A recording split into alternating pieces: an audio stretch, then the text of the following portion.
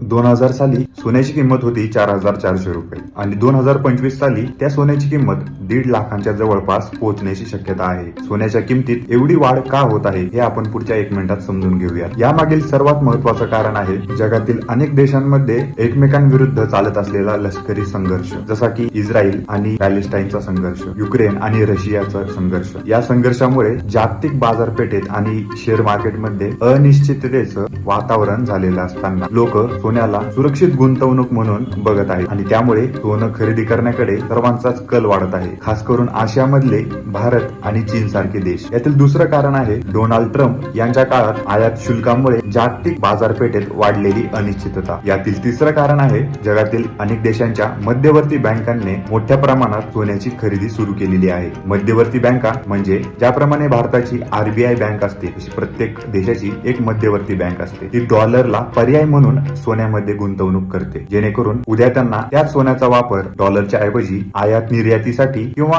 कच्च्या तेलाच्या आयात निर्यातीसाठी उपयोग होऊ शकतो. या कारणामुळे जागतिक बाजारपेठेतल्या अनिश्चिततेच्या आणि अनेक देशांमध्ये चालू असलेल्या युद्धांमुळे सोन्याचे भाव गगनाला भिडलेले आहेत. तुम्हाला या बाबतीत काय वाटतं ते कॉमेंट करून नक्की कळवा.